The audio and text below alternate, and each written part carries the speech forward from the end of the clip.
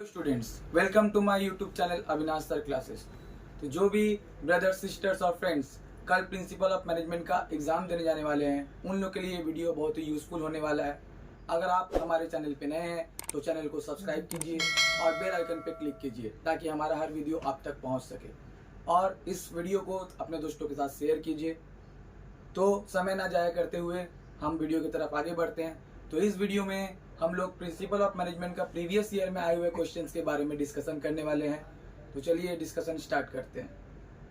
पहला क्वेश्चन है, who is the father of scientific management. तो साइंटिफिक मैनेजमेंट का फादर कौन है? तो साइंटिफिक मैनेजमेंट का फादर बोला जाता है एफ.डब्ल्यू. टेलर को। साइंटिफिक मैनेजमेंट का फादर किसको बोला जाता है? F.W..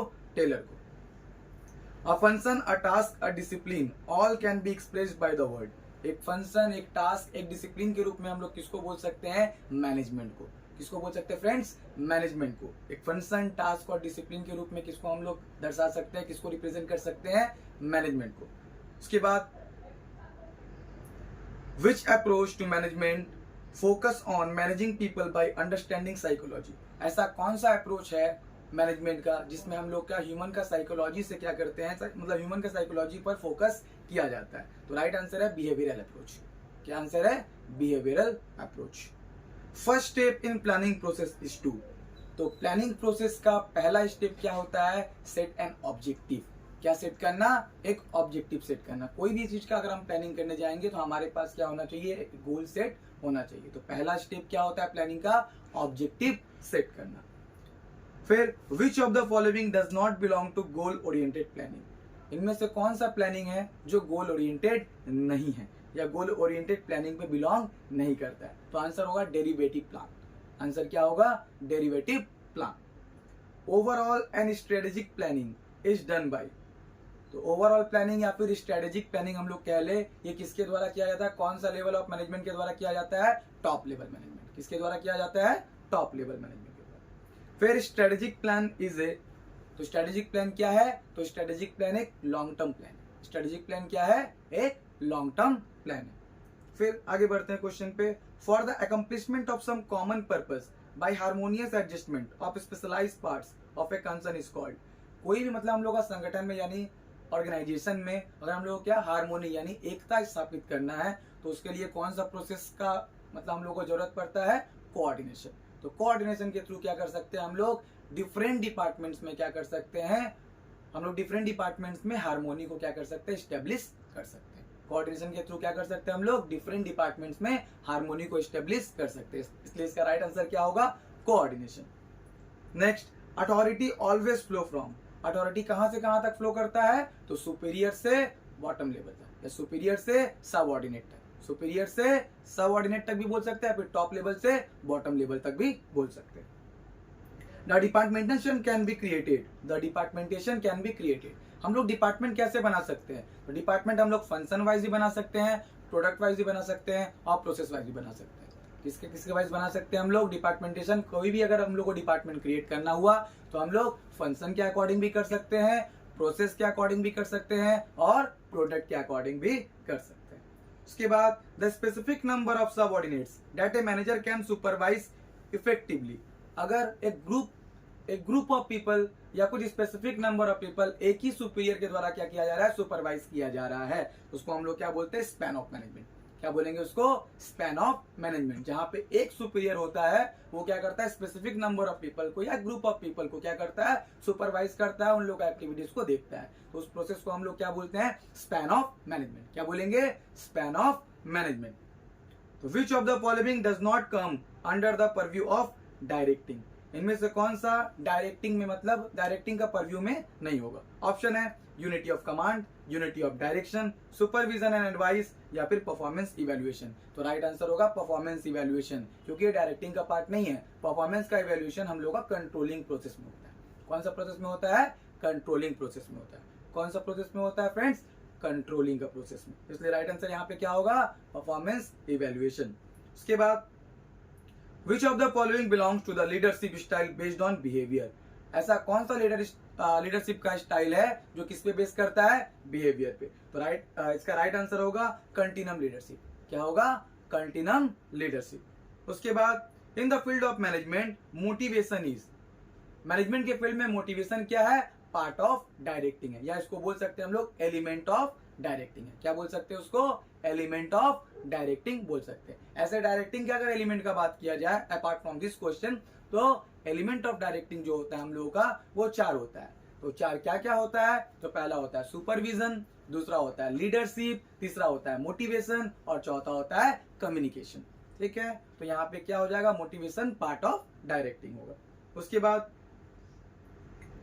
Early beginning, direct contact, reciprocal relationship, group task, team spirit, ये सब किसका प्रिंसिपल है, तो ये सब कोऑर्डिनेशन का प्रिंसिपल है। ये सब किसका प्रिंसिपल है, ये सब कोऑर्डिनेशन का प्रिंसिपल होता है।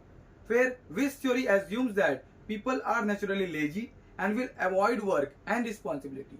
ऐसा कौन सा थ्योरी है जिसमें क्या बोला जाता है, वर्कर लोग को लेजी माना जाता है और उसमें क्या देखा जाता है कि उन लोग हर वर्क को, अपना रिस्पॉन्सिबिलिटी को क्या करता है, अवॉइड करता है। ये थ्योरी एक्स में बोला गया। ये किसमें बोला गया है, थ्योरी एक्स में बोला गया। उसके बाद मोटिवेशन हाइजीन थ्योरी, ये भी मोस्ट इंपॉर्टेंट क्वेश्चन है, कई साल में रिपीट हुआ है कि motivation hygiene theory introduced by, motivation hygiene theory कौन दिया था, तो ये हर्ट्जबर्ग के द्वारा दिया गया था। किसके द्वारा दिया गया था, हर्ट्जबर्ग के द्वारा दिया गया था। तो जैसा कि अपना पैटर्न है, 1 नंबर का 20 क्वेश्चन और 2 नंबर का 30 क्वेश्चन। ये कुछ हम 1 नंबर का क्वेश्चन का बात किए थे 2017 का पेपर में से, और अब हम बात करते हैं 2 मार्क्स का क्वेश्चन का। तो 2 मार्क्स का जो पहला क्वेश्चन 2017 में आया था, to manage is to forecast and plan, to organise, to command, to coordinate and control. ये जो स्टेटमेंट है वो किसके द्वारा दिया गया है, तो ये स्टेटमेंट जो है वो पीटर ड्रकर के द्वारा दिया गया है। तो पीटर ड्रकर को किसके रूप में जाना जाता है, तो पीटर ड्रकर को हम लोग फादर ऑफ मैनेजमेंट के रूप में जानते हैं। पीटर ड्रकर को किसके रूप में जानते हैं हम लोग, फादर ऑफ मैनेजमेंट। और उनके द्वारा एक बुक भी लिखा गया था, उससे भी क्वेश्चन आया है। उनका बुक का नाम क्या था, the practice of management. Peter Drucker कौन सा बुक लिखे हैं, द प्रैक्टिस ऑफ मैनेजमेंट, और उनको क्या चीज से रिगार्ड किया जाता है, फादर ऑफ मैनेजमेंट। उसके बाद authority, discipline, division of work and unity of command, ये सब क्या है, ये सब फेयोल का प्रिंसिपल है। फेयोल के द्वारा कितना प्रिंसिपल दिया गया है, 14 प्रिंसिपल दिया गया है, जिसमें से ये चारों जो था वो फेयोल का ही प्रिंसिपल था। और हेनरी फेयोल को हम लोग क्या कहते हैं, father of modern management. Henri Fayol को हम लोग क्या बोलते हैं, फादर ऑफ मॉडर्न मैनेजमेंट, या फिर एडमिनिस्ट्रेटिव थ्योरी भी मैनेजमेंट का उन्हीं के द्वारा दिया गया है। उसके बाद नेक्स्ट क्वेश्चन की तरफ बढ़ते हैं। Which of the following steps in the planning process asks the question in which environment will our plans operate? हम लोग में कौन सा मतलब ऐसा इन्वायरमेंट है जहां पे हम लोग का प्लान ऑपरेट करता है, तो क्या है, प्लानिंग प्रीमिसेस। प्लानिंग प्रीमिसेस क्या होता है, जिसमें हम लोग पहले से ही फ्यूचर में होने वाला घटना के बारे में क्या करते हैं, एजम्पशन लगाते हैं। फ्यूचर में होने वाला घटना के बारे में क्या करते हैं, एजम्पशन पहले से ही करने लगते हैं। और अगर स्टेप का बात किया जाए तो ये प्लानिंग का 2nd नंबर स्टेप होता है। 1st नंबर स्टेप के बारे में हम पहले ही बताए थे, क्या होता है, गोल सेट करना। क्या होता है, setting an objective. Objective set करने के बाद दूसरा जो होता है वो क्या होता है, डेवलपिंग प्रीमिसेस। उसके बाद विच थ्योरी और approach in the field of management was introduced by Elton Mayo. Elton Mayo के द्वारा कौन सा अप्रोच दिया गया था, तो human relation approach. Elton Mayo के द्वारा कौन सा अप्रोच दिया गया था, ह्यूमन रिलेशन अप्रोच। उसके बाद विच of the following is not a characteristics of profession. इनमें से कौन सा प्रोफेशन का कैरेक्टरिस्टिक्स नहीं है, तो ऑप्शन था social responsibility, to earn money, code of ethics, या वेल डिफाइंड, ठीक है, करिकुलम। तो यहाँ पे क्या होगा, सोशल रिस्पॉन्सिबिलिटी। क्या होगा इसमें, प्रोफेशन का कौन सा कैरेक्टरिस्टिक्स नहीं है, सोशल रिस्पॉन्सिबिलिटी। उसके बाद middle level management. Middle level management का इसमें से कौन सा फीचर्स है, कंसिस्ट ऑफ डिपार्टमेंटल मैनेजर। ये जितना भी डिपार्टमेंट होता है उसका मैनेजर से कंसिस्ट होता है ये मिडिल लेवल। फिर ट्रांसमिट्स ऑर्डर्स डाउनवर्ड्स, ये लोग ऑर्डर को कहाँ पे भेजता है, डाउनवर्ड, जो मतलब सब नीचे लोअर लेवल में काम कर रहा है उन लोगों को मतलब भेजता है। या फिर motivates lower management, lower management को मोटिवेट करता है। तो ये तीनों का तीनों मतलब फीचर क्या है, ये मिडिल लेवल मैनेजमेंट का होता है। इसलिए आंसर क्या होगा, ऑल ऑफ दिस। आंसर क्या होगा यहाँ पे, ऑल ऑफ दिस। उसके बाद Which of the following is concerned with finding the right people for the right job? तो right people, right job मतलब जो है वो right people को उसमें क्या करना, सिलेक्ट करना। ये जो प्रोसेस होता है वो किसमें होता है, स्टाफिंग। स्टाफिंग के थ्रू हम लोग क्या कर सकते हैं, राइट जॉब के लिए राइट पीपल को सिलेक्ट कर सकते हैं। आंसर क्या होगा, स्टाफिंग। उसके बाद general guideline for decision making. तो डिसीजन मेकिंग के लिए जनरल गाइडलाइन जो होता है उसको हम लोग पॉलिसी बोलते हैं। क्या कहते हैं, policy. And intellectual process primary function, thinking before acting, objectivity, ये सब फीचर किसका होता है? तो प्लानिंग का। क्योंकि प्लानिंग ही जो है वो क्या है, जिसमें फ्यूचर के बारे में हम लोग सोच करके काम को करते हैं। इसमें ये डिसाइड किया जाता है कि फ्यूचर में कौन कौन सा काम किया जाना है, और ये पूरा ऑब्जेक्टिव पे डिपेंड करता है। अगर कोई ऑब्जेक्टिव नहीं होगा तो हम लोग प्लानिंग नहीं कर पाएंगे। इसलिए प्लानिंग और प्राइमरी फंक्शन ऑफ मैनेजमेंट भी प्लानिंग को कहते हैं, क्योंकि अदर फंक्शन जितना भी मैनेजमेंट का है वो किस पे डिपेंड करता है? प्लानिंग पे डिपेंड करता है। इसलिए यहाँ पे राइट आंसर क्या हो जाएगा? प्लानिंग। क्या होगा? प्लानिंग। उसके बाद functional managers are responsible. Functional managers are responsible. तो पहला है for a single area of activity to the upper level of management and staff, for complex organisational units, या for obtaining copyrights and patent of the new product. यहाँ पे क्या होगा? For a single area. इसके लिए responsible है for a single area of activity के लिए। उसके बाद ऑर्गेनाइजिंग इंक्लूड। ऑर्गेनाइजिंग में क्या करते हैं हम लोग? एलोकेट करते हैं टास्क को। क्या करते हैं? टास्क को एलोकेट। पहले ग्रुप किया जाता है, ग्रुप करके फिर क्या किया जाता है? एलोकेट किया जाता है। उसके बाद assigning work to others and giving them authority to do it. तो यहाँ पे वर्कलोड को कम करने के लिए टॉप लेवल क्या करता है? अपना सबऑर्डिनेट को अपना काम भी सौंपता है, और उस काम को पूरा करने के लिए प्रॉपर अथॉरिटी भी देता है, यानी रिस्पॉन्सिबिलिटी भी दिया जाएगा, और जैसा रिस्पॉन्सिबिलिटी है उसके अकॉर्डिंग उसको क्या दिया जाएगा? अथॉरिटी भी दिया जाएगा। तो इस प्रोसेस को हम लोग बोलते हैं डेलीगेशन ऑफ अथॉरिटी। क्या बोलते हैं? Delegation of authority. उसके बाद personal quality, presence of followers, responsibility of performance, continuity, ये सब किसका फीचर है? तो ये सब लीडरशिप का फीचर्स है। किसका फीचर्स है? ये लीडरशिप का फीचर्स है। फिर ऐसा कौन सा लीडरशिप स्टाइल के बारे में? दो लीडरशिप स्टाइल इंपॉर्टेंट है।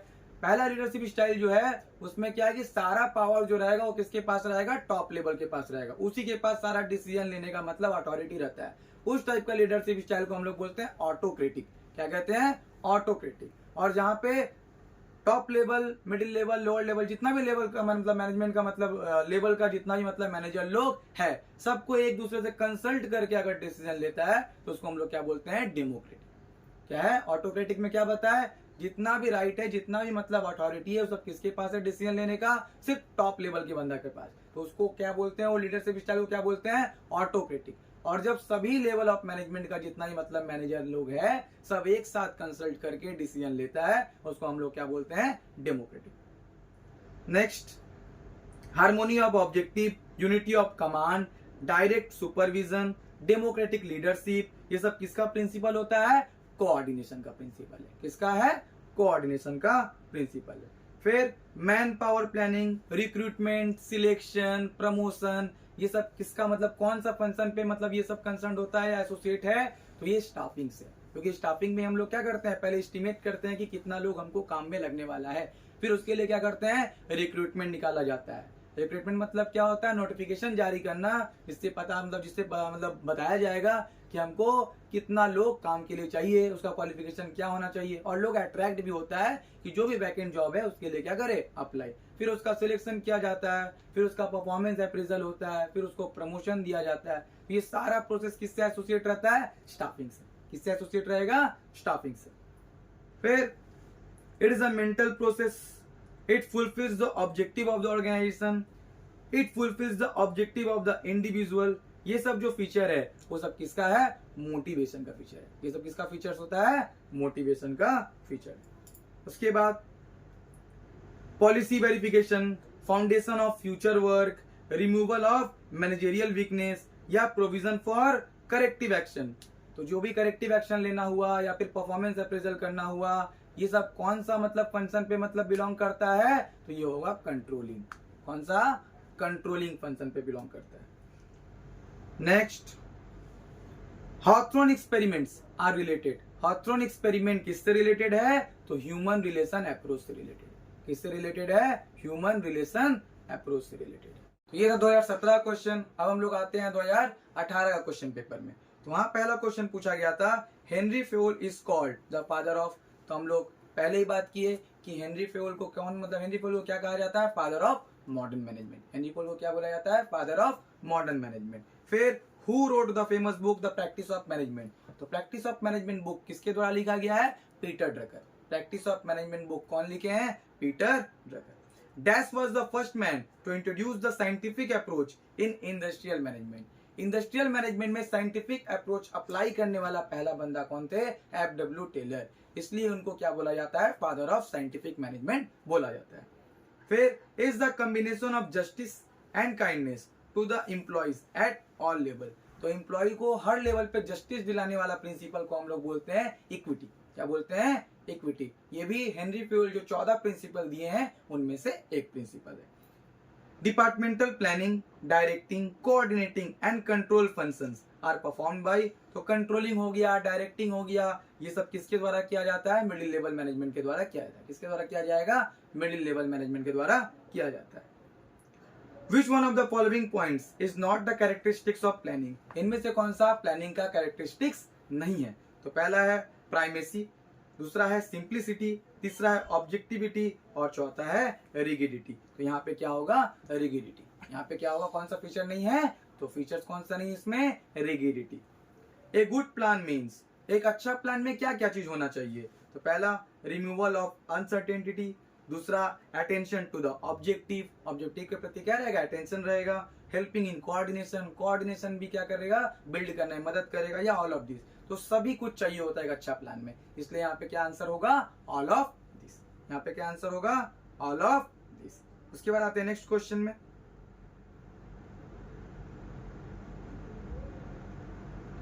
Who was the advocate of 14 principle of management? 14 principal किसके द्वारा दिया गया था? तो 14 प्रिंसिपल हेनरी फ्यूल के द्वारा दिया गया था। Dash is the harmonious interrelation of function and staff. Function और स्टाफ के बीच में रिलेशनशिप कौन सा फंक्शन द्वारा स्टेब्लिश किया जाता है? ऑर्गेनाइजिंग। कौन सा? Organizing. The advocate of bureaucratic management, bureaucratic management का एडवोकेट कौन किए थे? Max Weber. किसके द्वारा किया गया था? मैक्स वेबर के द्वारा। Which is not the feature of sound organization? Sound organization का फीचर कौन सा नहीं है? पहला harmonization of objective, division of work, delegation of authority, या फिर फोरकास्टिंग। तो क्या होगा? फोरकास्टिंग। फोरकास्टिंग किसका में आएगा? प्लानिंग का फीचर्स में आएगा। Dash refers to matter influencing the activities as an individual or group towards the achievement of goal. तो कंपनी का उद्देश्य को पूरा करने के लिए जो इन्फ्लुएंस किया जाता है किसको? अपना वर्कर को। उस प्रोसेस को हम लोग क्या बोलते हैं? तो उस प्रोसेस को लीडरशिप बोला जाता है। क्या कहा जाता है? लीडरशिप कहा जाता है। Carrot and stick policy, carrot और स्टिक पॉलिसी किससे रिलेटेड है? तो कैरोट और स्टिक पॉलिसी मोटिवेशन से रिलेटेड है। ये भी मोस्ट इंपॉर्टेंट क्वेश्चन में से एक है। तो ये किससे रिलेटेड है? मोटिवेशन से रिलेटेड है। तो decentralization of power, authority and decision making. Decentralization का मतलब क्या होता है? सेंट्रलाइजेशन मतलब retention of power in one hand या फ्यू हैंड, जिसमें पावर सब किसके पास रहेगा? टॉप लेवल के पास रहेगा। और डिसेंट्रलाइजेशन मतलब क्या? जब पावर जो है वो अलग अलग डिपार्टमेंट में बढ़ जाता है। तो जब अलग अलग डिपार्टमेंट में पावर बढ़ जाएगा, डिसेंट्रलाइज हो जाएगा, उसको कौन सा लीडरशिप स्टाइल बोलते हैं हम लोग? डेमोक्रेटिक। और जब एक ही बंदा के पास रहेगा या टॉप लेवल के पास रहेगा तो उसको हम लोग क्या बोलेंगे? Autocratic. It is the process of stimulating people to accomplish desired goal. ये कौन सा मतलब ऐसा प्रोसेस में स्टिमुलेट किया जाता है पीपल को ताकि हम गोल तक पहुंच सके? तो आंसर होगा मोटिवेशन। आंसर क्या होगा? मोटिवेशन। थ्योरी एक्स और थ्योरी वाई ऑफ मोटिवेशन किसके द्वारा दिया गया है? तो मैक ग्रेगर के द्वारा दिया गया। किसके द्वारा दिया गया है? मैक ग्रेगर के द्वारा दिया गया है। फिर fear and punishment theory is one of the traditional theory of motivation. ये भी कौन सा थ्योरी से बिलोंग करता है? मोटिवेशन का थ्योरी से ही बिलोंग करता है। Last step of management process is, management process का लास्ट स्टेप क्या होता है? तो कंट्रोलिंग होता है। और फर्स्ट स्टेप क्या होता है? प्लानिंग होता है। फर्स्ट स्टेप क्या होगा? प्लानिंग। लास्ट स्टेप क्या होगा? कंट्रोलिंग। अब आते हैं 2 मार्क्स का क्वेश्चन की तरफ। Management is an art of getting things done through the effects of other people. ये जो स्टेटमेंट है वो किसके द्वारा दिया गया है? तो ये स्टेटमेंट मैरी पार्कर फॉलेट के द्वारा दिया गया है। ये स्टेटमेंट किसके द्वारा दिया गया है? मैरी पार्कर फॉलेट के द्वारा। ये एक इंपॉर्टेंट स्टेटमेंट है, यहाँ से क्वेश्चन आता है। उसके बाद विच one of the following arrangements of managerial function is in correct sequence. इसमें मैनेजरियल फंक्शन को करेक्ट सीक्वेंस में मतलब क्या करना है? हम लोग को अरेंज करना है। उसका सीक्वेंस यही होगा। हम ऑप्शन नहीं दे रहे, डायरेक्ट बता दे रहे हैं कि पहले होता है प्लानिंग, उसके बाद होता है ऑर्गेनाइजिंग, उसके बाद होता है स्टाफिंग, उसके बाद डायरेक्टिंग, उसके बाद कंट्रोलिंग। फिर से एक बार रिपीट कर देते हैं। पहले क्या होगा? प्लानिंग, उसके बाद ऑर्गेनाइजिंग, उसके बाद स्टाफिंग, उसके बाद डायरेक्टिंग, उसके बाद कंट्रोलिंग। फिर management is a dash work process. Management कैसा प्रोसेस है? तो मैनेजमेंट यूनिवर्सल प्रोसेस है। मैनेजमेंट कैसा प्रोसेस है? यूनिवर्सल प्रोसेस, क्योंकि इसका यूज हम लोग हर जगह पे, हर स्केल ऑफ ऑर्गेनाइजेशन पे कर सकते हैं, इसलिए इसको कैसा प्रोसेस बोला जाता है? यूनिवर्सल प्रोसेस बोला जाता है। Which is not the function of top level managers. इसमें टॉप लेवल मैनेजर का फंक्शन कौन सा नहीं है? पहला, to determine the objective of business, ये टॉप लेवल वाला बंदा करता है, ऑब्जेक्टिव डिसाइड करना उन्हीं लोगों का काम है। To prepare long range planning, planning करना भी टॉप लेवल का ही बंदा का काम होता है। To prepare organizational structure, organization का कैसा स्ट्रक्चर होगा वो भी किसका काम होता है? टॉप लेवल का ही काम है। To supervise the work, supervise करना वर्क का, ये किसका काम होता है? लोअर लेवल का काम होता है। यहाँ पे क्या बोला गया था कि कौन सा टॉप लेवल का मैनेजर लोग का फंक्शन नहीं है, तो राइट आंसर यहाँ पे क्या हो जाएगा? To supervise the work. क्या हो जाएगा? To supervise the work. Which is not the merit of scientific management, इनमें से कौन सा साइंटिफिक मैनेजमेंट का मेरिट नहीं है? आंसर होगा वेलफेयर ऑफ वर्कर्स। आंसर क्या होगा यहाँ पे? Welfare of workers. Next, the contributors of human behavioral school. Human behavioral school का या जो अप्रोच दिया गया है उसका कंट्रीब्यूटर्स कौन कौन है? तो ह्यूमन बिहेवियरल स्कूल का कंट्रीब्यूटर्स है ए.एफ. मैस्लो, हर्ट्जबर्ग और Mary Parker Follett. Maslow, Herzberg और Mary Parker Follett. Dash is the system to probe the future by inference from known facts. उसको क्या बोलते हैं हम लोग? फोरकास्टिंग। इसमें प्रेडिक्ट किया जाता है फ्यूचर में होने वाला घटनाओं का। इसमें क्या किया जाता है? प्रेडिक्शन किया जाता है फ्यूचर में होने वाला घटनाओं का। तो इसको यहाँ पे राइट आंसर इसलिए क्या हो जाएगा? Forecasting. Planning should be, planning होना चाहिए क्या? एक्यूरेट, बिल्कुल प्लानिंग एक्यूरेट होना चाहिए। प्रॉपर, तो प्रॉपर भी होना चाहिए। करेक्ट, करेक्ट भी होना चाहिए। इसलिए यहाँ पे राइट आंसर क्या हो जाएगा? All of this. यहाँ पे राइट आंसर क्या हो जाएगा? All of this. फिर the overall programme of business, overall programme जो होता है बिजनेस का उसको किस नाम से जाना जाता है? Master plan. किस नाम से जाना जाता है उसको? Master plan. Business forecasting refers to, business forecasting का मतलब क्या होता है? इन्फ्लुएंस ऑफ प्रोबेबल इवेंट, जो प्रोबेबल इवेंट होने वाला है उसके बारे में क्या करना? प्रेडिक्शन करना, वही क्या होता है? फोरकास्टिंग होता है। Planning and forecasting are synonyms because they deal with, तो हम लोग प्लानिंग और फोरकास्टिंग को सेम क्यों बोल सकते हैं? क्योंकि दोनों ही फ्यूचर ओरिएंटेड है। प्लानिंग भी फ्यूचर ओरिएंटेड है और फोरकास्टिंग भी क्या है? फ्यूचर ओरिएंटेड है।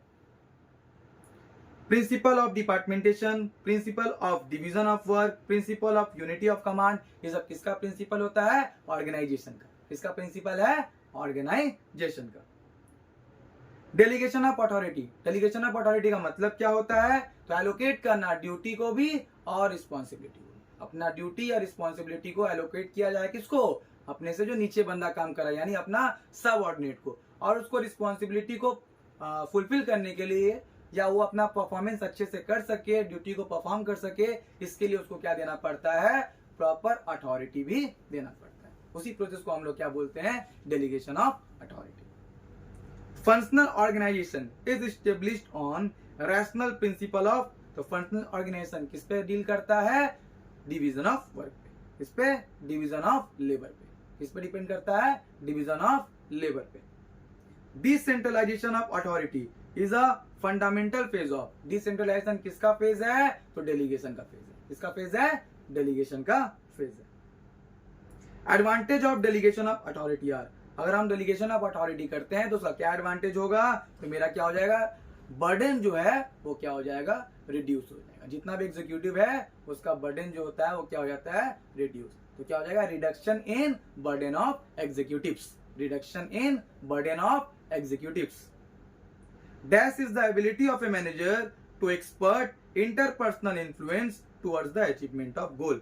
एक ऐसा एबिलिटी जिससे क्या करता है? कोई भी मतलब मैनेजर वो क्या करता है? इंटरपर्सनल इन्फ्लुएंस करता है किसको? बंदे को, कि क्या हो सके? गोल अचीव हो सके। तो उस एबिलिटी को हम लोग क्या बोलते हैं? लीडरशिप। क्या बोलते हैं उस एबिलिटी को? लीडरशिप बोला जाता है। In the context of socio economic changes it becomes impossible for an organization to sustain its existence for a long time without, अगर सस्टेन करना है अपना सब कुछ को, मतलब मेंटेन करके चलना है, तो सबको क्या चाहिए होगा? एक ऑर्गेनाइजेशन को मैनेजर चाहिए होता है जो प्रॉपर सारा एक्टिविटीज को क्या कर सके? मैनेज करते रहे। हर एक ऑर्गेनाइजेशन को क्या चाहिए? इसके लिए एक अच्छा मैनेजर चाहिए होता है। तो यहाँ पे राइट आंसर क्या होगा? मैनेजर। तभी कोई भी ऑर्गेनाइजेशन सस्टेन कर सकता है। The most important qualities required for a leader, तो एक लीडर के अंदर सबसे इंपॉर्टेंट क्वालिटी क्या होना चाहिए? करेज टू एक्सेप्ट रिस्पॉन्सिबिलिटी, अपना रिस्पॉन्सिबिलिटी को एक्सेप्ट करने का करेज उसके पास होना चाहिए। Team of managerial grid is the style of leadership, team of managerial grid is the style of leadership. वहां पे क्या होता है? मैक्सिमम पॉसिबल अटेंशन दिया जाता है वर्कर पे और प्रोडक्शन। मैनेजरियल ग्रिड पे सबसे ज्यादा फोकस किस पे किया जाएगा? तो सबसे ज्यादा फोकस या सबसे ज्यादा अटेंशन दिया जाएगा वर्कर पे और प्रोडक्शन, इस पे वर्कर पे और प्रोडक्शन पे। रिक्रूटमेंट, सिलेक्शन, प्लेसमेंट, ये सब किसका फंक्शन होता है? ये सब स्टाफिंग का फंक्शन होता है। देख पा रहे सभी कोई कि पेपर क्या हो रहा है? रिपीट होता है। अभी ये सब चीज पढ़ाया गया स्टाफिंग को लेकर के, फिर वही क्वेश्चन रिपीट हुआ है। Which one of the following is correct, इनमें से कौन सा करेक्ट है? तो क्या क्या लिखा था? Performance equal to ability into mental pressure, performance equal to motivation into mental pressure, performance equal to ability into motivation, या नन ऑफ दिस। तो परफॉर्मेंस किसके ऊपर डिपेंड करता है? मेरा एबिलिटी भी होना चाहिए और कितना मोटिवेशन हमको दिया जा रहा है मेरे से सुपीरियर के द्वारा। तो इसलिए क्या होगा? परफॉर्मेंस किस पे डील करता है? Ability into motivation, ability into motivation. Which one of the following is directly related to motivation, इनमें से कौन सा मतलब फैक्टर है जो मोटिवेशन से डायरेक्ट रिलेट होता है? तो आदमी मोटिवेट कब होगा? जब वो अपना फायदा देखता है। तो फायदा दोनों तरीके से हो सकता है, या फाइनेंशियल भी हो सकता है या नॉन फाइनेंशियल भी हो सकता है। फाइनेंशियल में बोनस हो गया, कमीशन हो गया, ये सब क्या हो गया? फाइनेंशियल इंसेंटिव का फायदा है, जिससे बंदा क्या हो जाएगा? मोटिवेट। और नॉन फाइनेंशियल मतलब क्या हो गया? प्रमोशन हो गया, स्टेटस मेंटेन करना हो गया, इसके लिए, या फिर कोई एक्स्ट्रा फैसिलिटी दिया जाएगा उसको, इसके लिए वो क्या हो गया? Non financial. तो यहाँ पे सबसे इंपॉर्टेंट फैक्टर है मोटिवेशन, मतलब मोटिवेट होने का, वो क्या होता है? रेम्यूनरेशन। सैलरी अगर किसी का बढ़ा दिया जाए या फिर उसको ओवर टाइम का पैसा दिया जाए तो वर्कर क्या हो जाता है? मोटिवेट हो जाता है, क्योंकि ज्यादा पैसा, क्योंकि बिना भी कोई फायदा का अपना कोई काम नहीं करता है। उसके बाद Abraham Maslow has arrange the human needs serially in the following वे, ठीक है। तो मैस्लो के द्वारा जो नीड का थ्योरी ऑफ मोटिवेशन दिया गया है, मोटिवेशन का थ्योरी दिया गया है, तो वो ह्यूमन नीड को किस हिसाब से सजाया है? पहला है फिजियोलॉजिकल नीड, दूसरा है सेफ्टी, तीसरा है सोशल, चौथा है एस्टीम और पांचवा है सेल्फ एक्चुअलाइजेशन नीड। पांचवा क्या है? Self actualization need. Self actualization जो नीड है उसको हम लोग क्या बोलते हैं? अल्टीमेट नीड बोलते हैं। और फिजियोलॉजिकल जो नीड है उसको हम लोग क्या बोलते हैं? बेसिक नीड बोलते हैं। विच one of the following is the pre condition of control, control का पहले कंडीशन कौन सा होता है? प्लानिंग। प्लानिंग और कंट्रोलिंग जो होता है एक दूसरे से क्या है? इंटर रिलेटेड होता है। तो प्री कंडीशन क्या है कंट्रोलिंग का? प्लानिंग होता है। Which one of the following is not the component of overall control, control का कंपोनेंट कौन सा नहीं है? Break even analysis, management audit, internal audit, या फिर ह्यूमन रिसोर्स वैल्यूएशन। तो आंसर होगा यहाँ पे human resource valuation. Human resource का वैल्यूएशन जो होता है वो स्टाफिंग में किया जाता है। ये था 2018 का क्वेश्चन पेपर। हम लोग आगे बढ़ते हैं 2019 का क्वेश्चन पेपर की तरफ। तो वहां पहला क्वेश्चन बोला गया था, the behavioral approach to management gives focus on. Behavioral approach किस पे फोकस करता है? तो मैनेजर पे फोकस करता है। बिहेवियरल अप्रोच जो होता है वो किस पे फोकस करता है? मैनेजर पे फोकस करता है। नेक्स्ट, मैनेजमेंट इज, मैनेजमेंट क्या है? आर्ट्स, साइंस, या फिर प्रोफेशन, या फिर combination of arts, science and profession. तो जहां पे प्रोफेशन देगा तो वहां पे राइट आंसर होगा क्या? Combination of arts, science and profession. और जहां पे देखना कि प्रोफेशन ऑप्शन में नहीं दिया है तब किसमें टिक करेंगे हम लोग? बोथ साइंस एंड आर्ट्स पे, ठीक है। तो मैनेजमेंट को हम लोग साइंस किस लिए बोलते हैं? क्योंकि जिस प्रकार साइंस में प्रैक्टिकल नॉलेज या एक्सपेरिमेंट बेस्ड होता है साइंस का कोई भी प्रिंसिपल, उसी तरह मैनेजमेंट का प्रिंसिपल भी क्या होता है? एक्सपेरिमेंट बेस्ड होता है, ठीक है। आर्ट्स इसलिए बोलते हैं क्योंकि इसके लिए थ्योरेटिकल नॉलेज का जरूरत होता है, और अपना ही क्या होता है? एक आर्ट होता है, एक कला होता है, किस तरह से मतलब क्या कर सकते हैं हम लोग सभी एक्टिविटीज को एकदम प्रेजेंटेबल तरीके से पूरा कर सकते हैं, इसलिए इसको आर्ट्स बोलते हैं। अब प्रोफेशन क्यों बोलते हैं? जिस तरह प्रोफेशन का प्रोसेस में स्पेसिफिक स्किल और नॉलेज का जरूरत होता है, उसी प्रकार मैनेजमेंट में भी क्या होता है? स्पेसिफिक स्किल और नॉलेज का जरूरत होता है। इसलिए मैनेजमेंट क्या है? साइंस भी है, आर्ट्स भी है और प्रोफेशन भी है। तो जहां पे प्रोफेशन ऑप्शन में रहेगा वहां पे क्या होगा? Combination of science, arts and profession. जहां पे प्रोफेशन ऑप्शन में नहीं है वहां पे क्या हो जाएगा? Both science and arts. I hope clear हुआ हो सबको। नेक्स्ट, अथॉरिटी मीन्स, अथॉरिटी का मतलब क्या होता है? Power to influence. अथॉरिटी का मतलब क्या होता है? Power to influence. Which famous management thinker was related with the development of theory X and theory Y? तो theory X और theory Y किसके द्वारा दिया गया है? मैकग्रेगर के द्वारा दिया गया है। किसके द्वारा दिया गया है? मैकग्रेगर के द्वारा दिया गया है। Which one shows the management structure of an organization? इनमें से कौन सा ऐसा स्ट्रक्चर है जो किसको मतलब शो करता है? मैनेजमेंट का स्ट्रक्चर है जो ऑर्गेनाइजेशन का है। ऑर्गेनाइजेशन का मैनेजमेंट स्ट्रक्चर है तो क्या हो जाएगा वो? हायरार्ची। क्या हो जाएगा? हायरार्ची। उसके बाद what types of control is a budget? Budget किस टाइप का कंट्रोल है? तो बजट फाइनेंशियल कंट्रोल है। बजट किसका कंट्रोल है? मतलब बजट जो है वो किस टाइप का कंट्रोल है? तो बजट फाइनेंशियल कंट्रोल होता है, क्योंकि बजट मतलब ही क्या हो जाता है? जैसे ही बजट के नाम आता है तो क्या होता है? वो पैसा से रिलेटेड है। तो फाइनेंस भी क्या है? पैसा से रिलेटेड है। तो बजट किस टाइप का कंट्रोल है? तो फाइनेंशियल कंट्रोल है। Which term is used to define number of subordinates directly controlled by a manager? जहाँ पे specific number of people manager के द्वारा कंट्रोल किया जाएगा उस प्रोसेस को हम लोग क्या बोलते हैं? Span of management. क्या बोला जाता है? Span of management. Which function of management converts dream into reality? ऐसा कौन सा फंक्शन है जिसमें ड्रीम को रियलिटी में बदला जाता है? जो सोचा गया है उसको वास्तविकता में बदला जाएगा, तो उस प्रोसेस को बोलते हैं या उस फंक्शन को हम लोग बोलते हैं प्लानिंग। उस फंक्शन को क्या बोलते हैं? Planning. The departmentation can be done by. Departmentation can be done by. तो डिपार्टमेंटेशन किसके हिसाब से हो सकता है? फंक्शन के हिसाब से हो सकता है, प्रोडक्ट के हिसाब से भी हो सकता है और प्रोसेस के हिसाब से भी हो सकता है। रेशियो एनालिसिस जो है वो किस टाइप का टेक्निक है? तो ट्रेडिशनल टेक्निक है। कैसा टेक्निक है? ट्रेडिशनल टेक्निक है।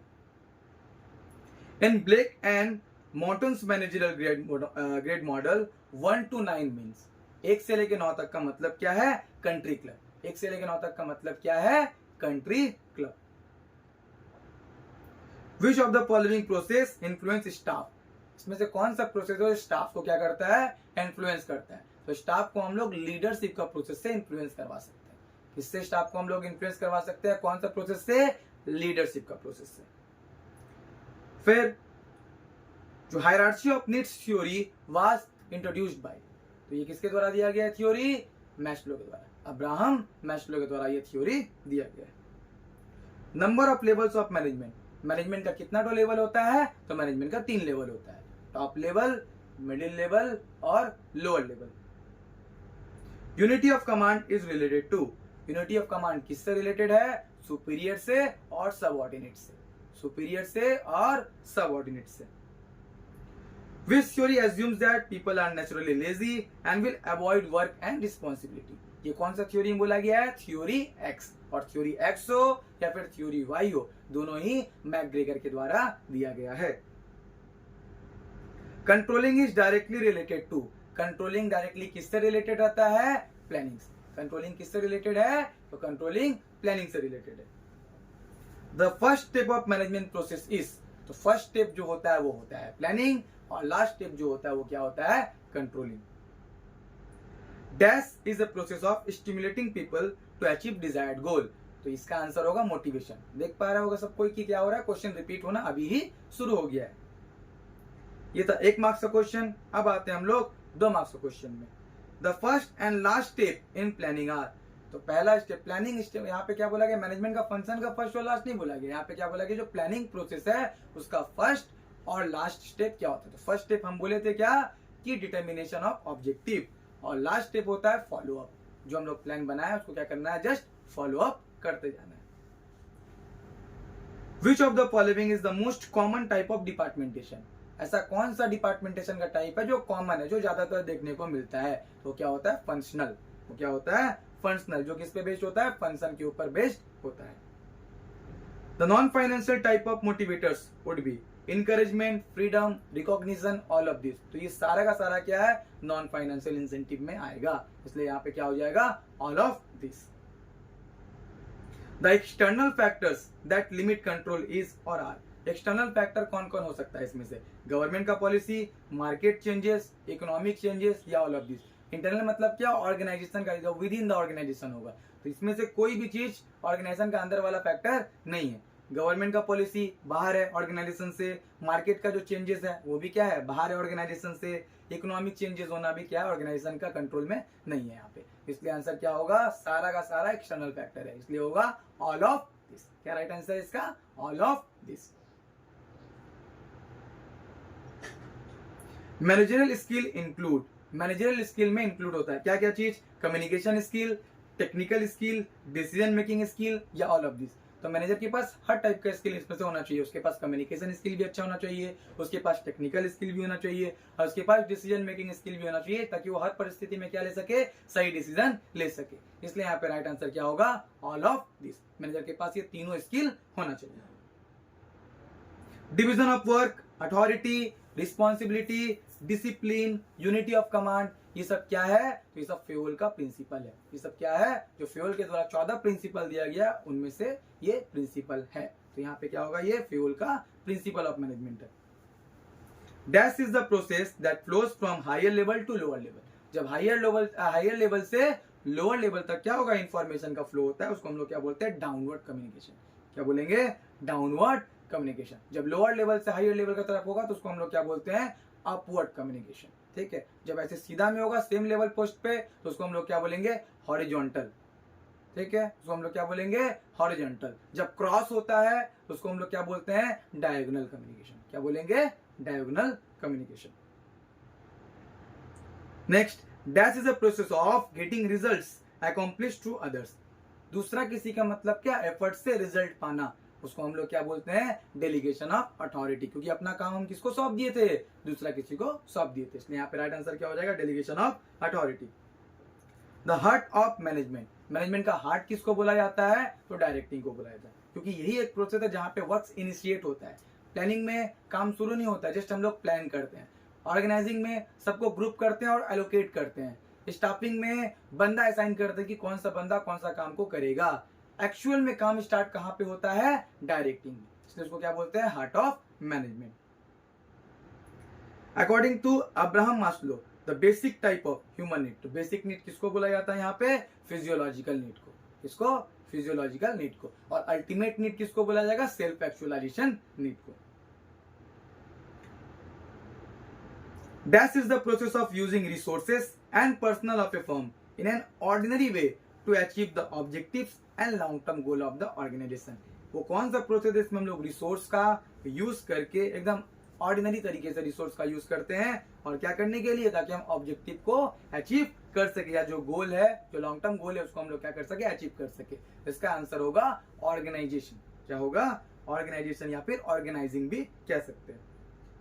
Dash is the orderly arrangement of group effort to provide unity in the pursuit of common purpose। तो इसका आंसर होगा कोऑर्डिनेशन। क्या होगा इसका आंसर, कोऑर्डिनेशन, क्योंकि ये ग्रुप एफर्ट पे फोकस करता है, इसलिए इसका आंसर क्या होगा, कोऑर्डिनेशन। क्योंकि ये अमॉन्ग द डिफरेंट डिपार्टमेंट्स में क्या बना के रखता है, हार्मोनी क्रिएट करता है। ये मेंटेन करके रखता है harmony among the different departments in the organization. Among the following, which reason cannot be accepted as the reason in favor of universality of management? यहाँ पे राइट आंसर क्या हो जाएगा, डिफरेंस इन ऑब्जेक्टिव। अगर objective difference हुआ तो जो universality है उसका मतलब जो रूल है वो अप्लाई नहीं हो सकेगा, क्योंकि हर एक ऑब्जेक्टिव पे क्या होता है, अलग अलग तरीके से मैनेजमेंट करना पड़ता है। In what order do managers typically perform the managerial function? तो पहला क्या है, प्लानिंग होता है, फिर ऑर्गेनाइजिंग हो जाएगा, उसके बाद यहाँ पे ऑप्शन के हिसाब से लीडिंग होगा और उसके बाद लास्ट में क्या होगा, कंट्रोलिंग होगा। तो क्या हो गया, प्लानिंग, ऑर्गेनाइजिंग, लीडिंग और controlling. To plan daily routine of work, to evaluate executed work of the employ. Daily routine बनाना काम का, या फिर जितना काम हुआ है उसको परफॉर्मेंस को देखना कि कौन सा बंदा किस हिसाब से काम किया है। ये कौन सा लेवल का काम होता है मैनेजमेंट का, या कौन सा लेवल का मैनेजर का काम होता है, ये लोअर लेवल का काम है। किसका काम है, लोअर लेवल ऑफ मैनेजर का काम है।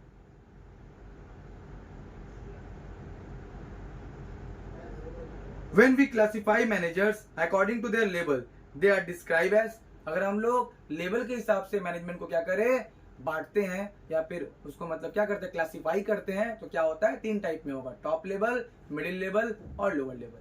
टॉप लेवल, मिडिल लेवल और lower level. Hawthorne experiments are related to, Hawthorne experiment किससे रिलेटेड है? तो हाथरॉन जो है, हाथरॉन एक्सपेरिमेंट वो ह्यूमन रिलेशन अप्रोच से रिलेटेड है। किससे रिलेटेड है? ह्यूमन रिलेशन अप्रोच से रिलेटेड है।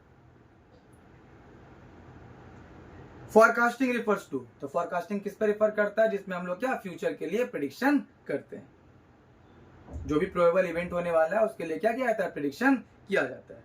फिर है रिक्रूटमेंट, सिलेक्शन, प्लेसमेंट, ये सब किसका फंक्शन होता है? तो ये सब क्या रिपीटेड क्वेश्चन है, बार बार रिपीट हो रहा है, तो ये सब किसका है? स्टाफिंग है। किसका, किससे बिलोंग करता है? स्टाफिंग से बिलोंग करता है। फिर है कैरोट एंड स्टिक पॉलिसी, तो बताया था कैरोट और स्टिक पॉलिसी किससे रिलेटेड है? तो ये मोटिवेशन से रिलेटेड है। किससे रिलेटेड है? मोटिवेशन से रिलेटेड है। Division of work means, division of work का मतलब क्या होता है? To divide the whole work into the small part, एक बड़ा सा काम को छोटा छोटा टुकड़ा में बांट देना, उसी को क्या बोलते हैं हम लोग? Division of work. जिससे क्या हुआ? काम जल्दी भी होता है और आसानी से क्या हो जाता है? काम में सिंप्लिसिटी आ जाता है, जिससे काम क्या होता है? आसानी से पूरा हो जाता है। हाँ, उस पर एक कंडीशन मतलब क्या करेगा? डिपेंड करेगा कि जिसको भी हम काम सौंपेंगे उस काम को करने के लिए एबिलिटी रखता हो, तभी होगा, नहीं तो फिर वो काम पूरा नहीं हो पाएगा। How many numbers of general principle of management Henri Fayol suggested, तो हेनरी फ्यूल कितना प्रिंसिपल सजेस्ट किए थे? 14 प्रिंसिपल। हेनरी फ्यूल कितना प्रिंसिपल सजेस्ट किए थे? 14 principle. Delegation of authority mean, delegation of authority का मतलब क्या होता है? पावर रिलीज, पावर को रिलीज करना, ताकि जो बंदा को हम रिस्पॉन्सिबिलिटी दिए हैं उसको वो पूरा कर पाएगा। Chief executive officer is a part of CEO, CEO हो गया, जनरल मैनेजर हो गया, चीफ ऑपरेटिंग ऑफिसर हो गया, मैनेजिंग डायरेक्टर हो गया, ये सब किसका एग्जांपल में आता है? तो ये सब टॉप लेवल मैनेजर है। ये लोग क्या है? टॉप लेवल मैनेजर है।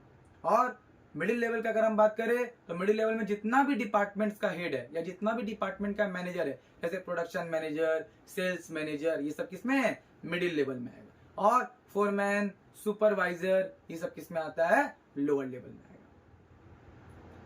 तो यहां तक था जिसमें हम 17, 18 और 19 का पेपर डिस्कस किए हैं। और 17, 18, 19 का पेपर अगर कर लेता है तो देखिएगा कि उसमें 2000 आप लोग देखिएगा कि 2020 और 2022 में भी वही सब क्वेश्चंस क्या हुआ होगा?